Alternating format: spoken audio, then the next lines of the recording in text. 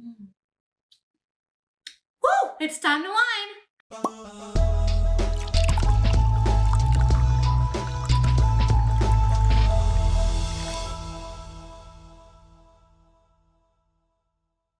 Hi everyone, it's Katie and welcome back to my Cork Coach channel, where we will learn about wine in a fun way. Wine break! In this video, I'm going to teach you how to saber a bottle of champagne and also give you a brief history on where sabering began. And if you're new here, please click that subscribe button, like this video, and comment below on topics you want to learn about in future videos. Remember, as your coach, it's my job to keep you from striking out. So the 3 myths to savoring champagne are: 1, you need a sharp object. 2, any bottle of sparkling wine will do. And 3, you will drink shards of glass after you saber champagne. So where sabering began, no one really knows, but there are a couple different myths that where it came about in history. One was Napoleon after the French Revolutionary War, around 1760. He would go through with his cavalrymen. After they won a battle, they would celebrate with a bottle of champagne. And so eager to open that bottle, they would just take their swords straight off of their side and saber it on their horse. That was one myth.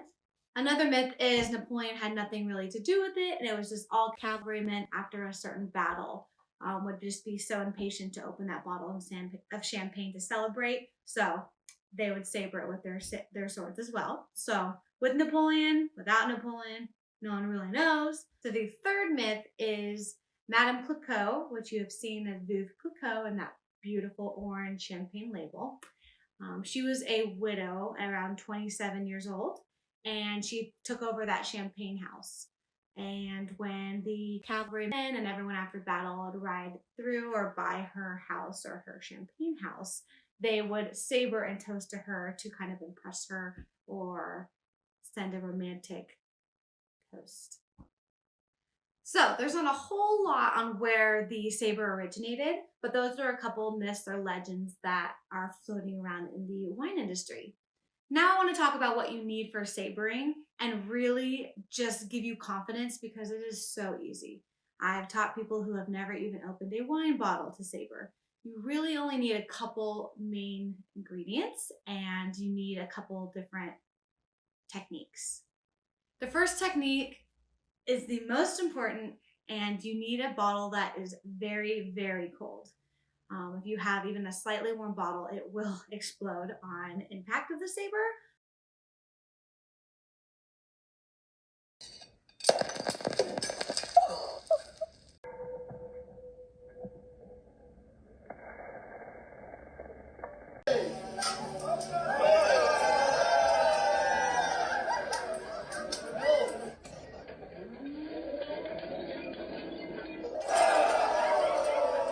So the colder the better. I have it in the fridge, and then before I'm gonna saber, I have like 5, 10, even a little bit longer in the freezer, just to make sure it's extra chilled. You want the glass really, really cold. That's kind of the whole secret behind everything. The next is, everyone thinks that you probably need a really sharp knife. Do not take one of your sharp knives. It will ruin your nice knives. I did it to my mom's knife. I'm sorry, Mom. But yes, do not take a nice knife, and do not take anything sharp. I'll show you in the video later, but you can take a butter knife, you can take a back of a steak knife, you can get really fancy, and on your wedding registry, put it as a saber, champagne saber on, which I did. But there's some Amazon champagne sabers that are just fun to have. So any of those will work. Another thing, like one of my myths, is any sparkling wine will do. Not entirely true. Over a couple different videos, I'll go over different methods of sparkling. So some sparklings are made in a giant tank and just pumped with CO2. That's kind of your Andres and your Cooks and all of kind of the lower end tier. Then you have what's called method traditionnel or method champenois, and that is what you would like, or you would want to saber. That means the fermentation is happening naturally. So it's actually happening in the bottle. So you're gonna get a lot more pressure, and that helps with savoring. Proseccos they're kind of done in more tank style, so I wouldn't really recommend a Prosecco, like a La Marca or anything like that. I really would stick to something that says Method Traditional or Method Champenois, a Cava from Spain, anything that's sparkling from here that just has that on the label. I will show you my little hidden favorite that is like $25 to $30. That tastes amazing. So I'll do that later on today. And just have confidence.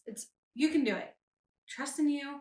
Cold bottle, dull object. Some people even do it with the back of a wine glass. I would not recommend it. I haven't done that yet because I'm just afraid to break my nice wine glasses. People have done it with the shoe.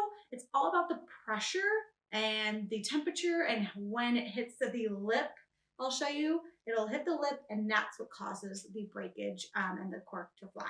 So I'm excited to teach you. We're gonna go grab my bottle from the freezer. I put it in about 10 minutes ago. It should be ready to go.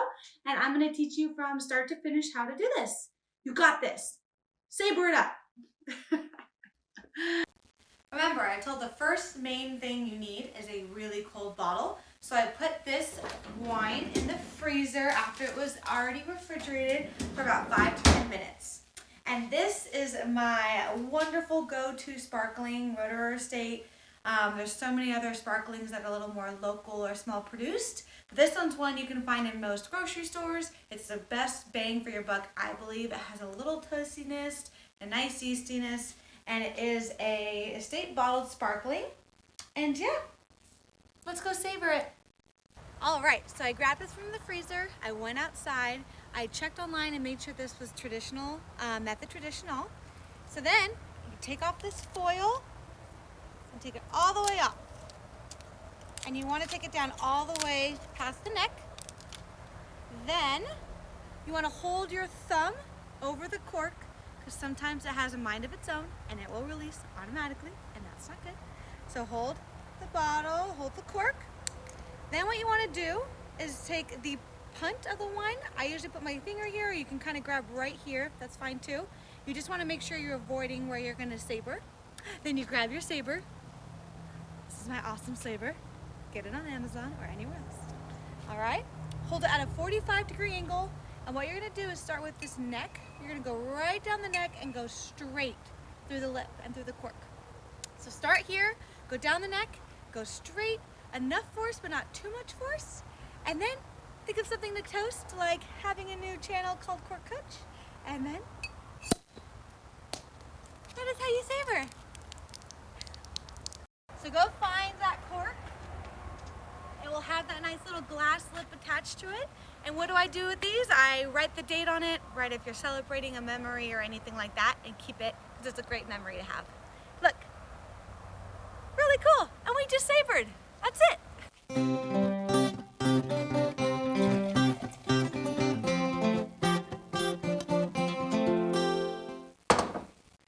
All you have to do now is find someone who likes sparkling as much as you and cheers them.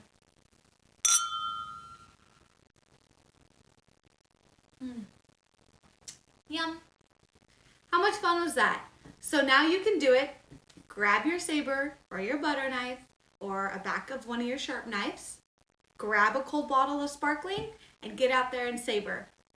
Thanks guys for being a part of the Sabering Champagne video, and tune in next week where I teach you the difference between the WSET program and that Court of Master Sommelier program. Cheers! Yay to video number 2!